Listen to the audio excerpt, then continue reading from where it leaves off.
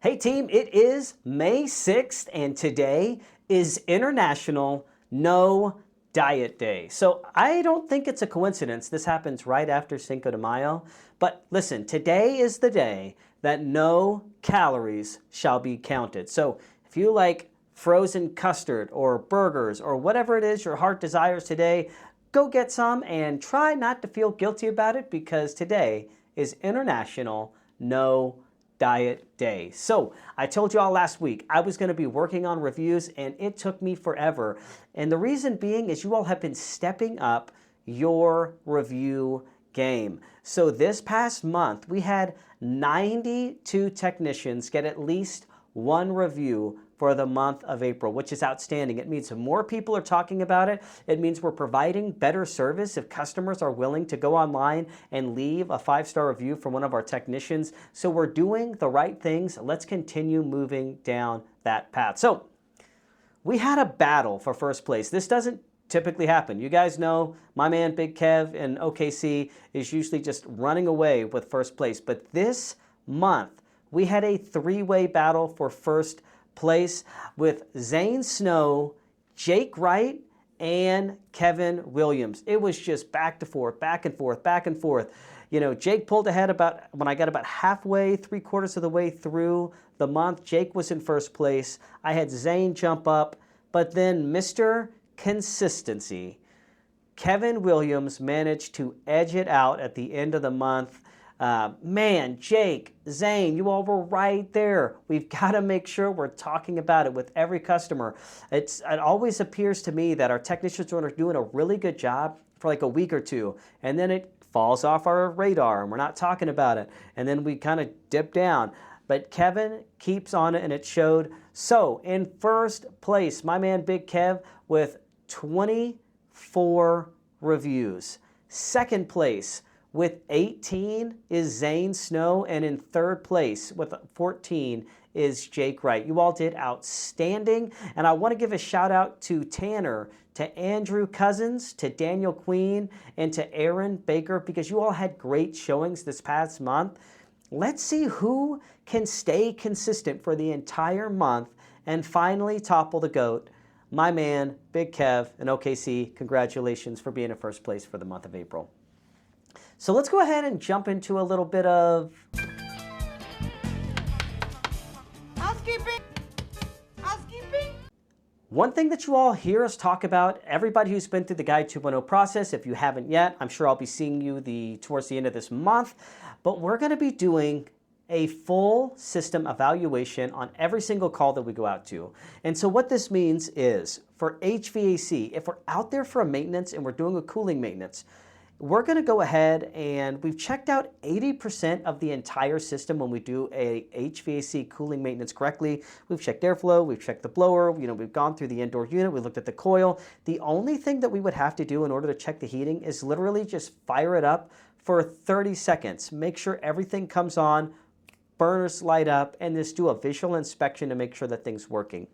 Really easy to do. If we're there for a heating maintenance and it's not, it's above, 65 degrees or, 60 degrees, if it's above that, we can go ahead and just do a visual inspection on the outside, check everything out, and then fire the system up just to make sure everything is working properly. Now, if it's too cold, and we talk about this in the Guide 2.0 process, if it's too cold, if it's too hot, we can do a visual inspection, but we want to make sure we're at least going out and laying eyes on the outdoor unit, making sure we're checking out the heating components on the inside unit. And for plumbing and electrical, we're still going through and we're doing that full system evaluation, which looks like performing a visual inspection, checking the components that you can check, doing a 20-25 minute inspection on the entire home just to make sure there's nothing else that could be going on that the customer is not aware of.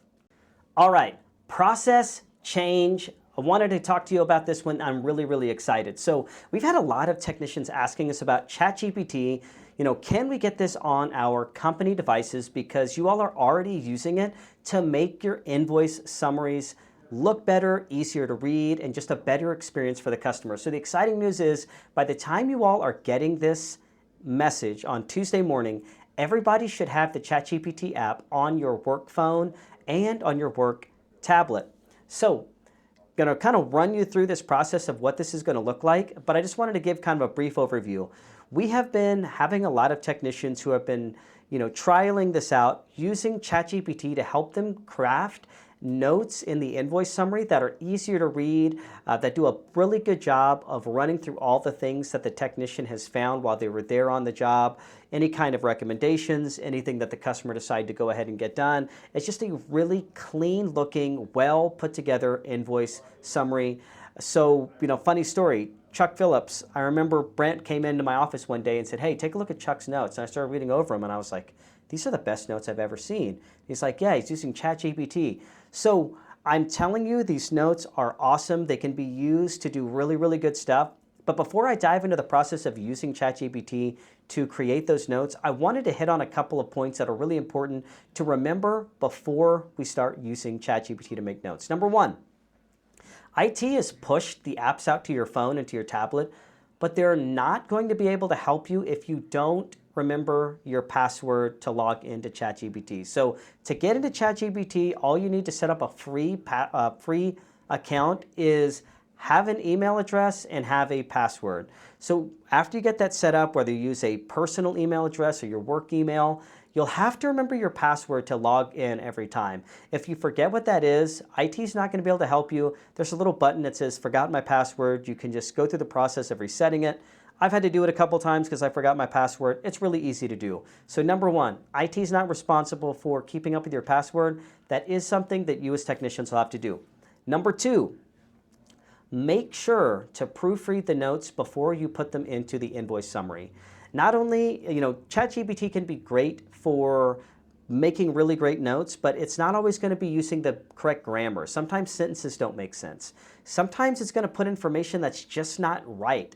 We were reading through some notes that we had started a trial with ChatGPT, and 95% of them were good, but every once in a while we would get some notes that would say something that either wasn't true or stuff we don't tell customers, like system has mold. If we see any kind of biological growth, we never say mold. We don't use the M word. So you're going to have to read through your notes, make sure that everything makes sense before you copy it and paste it into the invoice summary. Easiest thing to do is after you made your notes, copy it, paste it into the invoice summary, and then just edit the parts that need to be edited so that you don't send the wrong notes to the customer.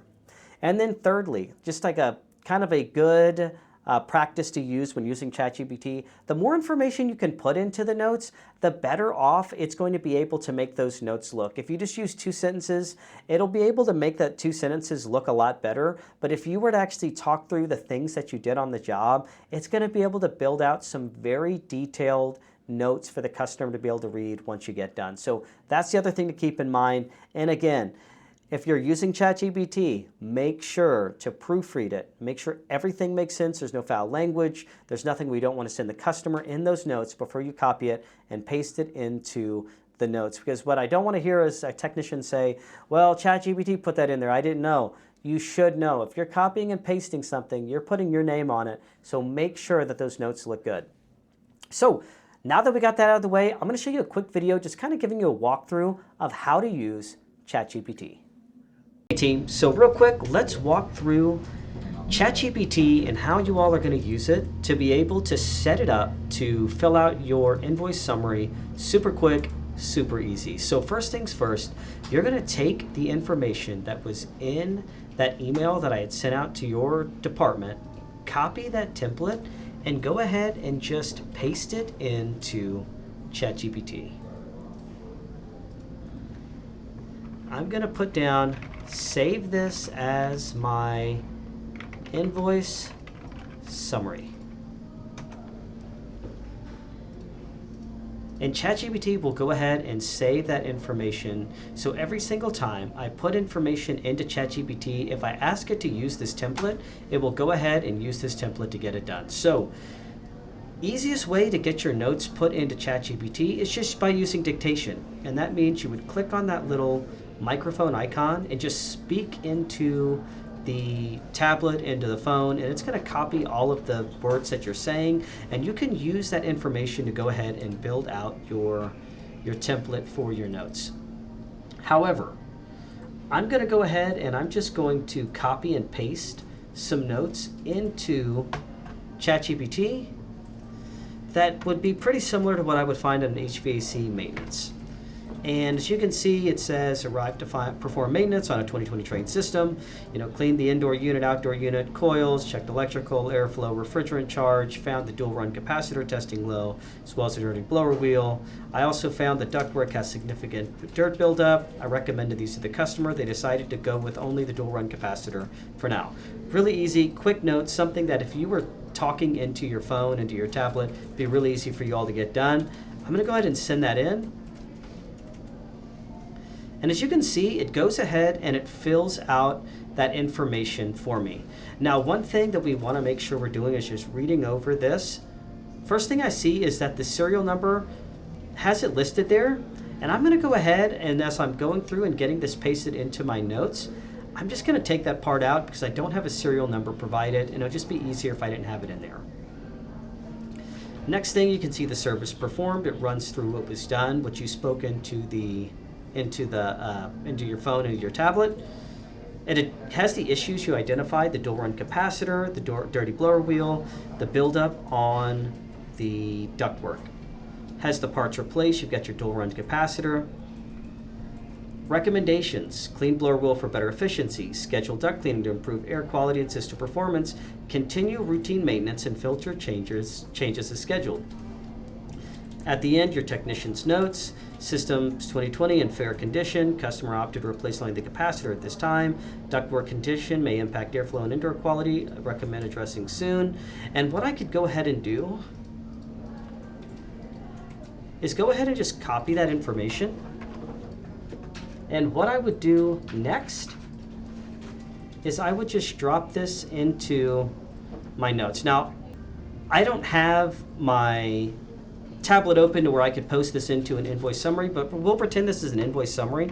I would go ahead and drop that in.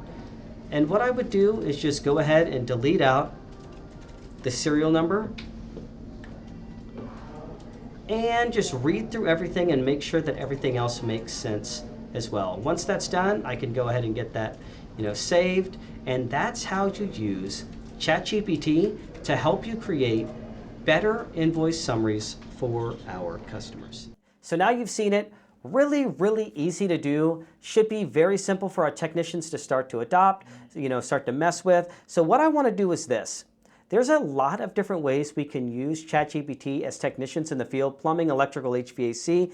Let's start with the invoice summary and use it to build out really good, detailed invoice summaries that are more have more information. They're going to be a lot more organized. They're going to look a lot more uniform from department to department and from technician to technician. So as the customers are having different technicians coming out, the notes are just going to look a lot more uniform, which should lead to a better customer experience. And as you all are starting to work through that, over the coming weeks, I'll just introduce some other ways that you can use ChatGPT to further provide better customer service for our customers while you're out there in the field. So that's what I've got for you this week. I know that was a lot of information, but really, really excited about ChatGPT. If anyone has any questions about issues with getting the templates loaded, or questions about what prompts to be putting into ChatGPT to get the best notes, feel free to reach out to me. I'll make sure that I include my phone number and my email address.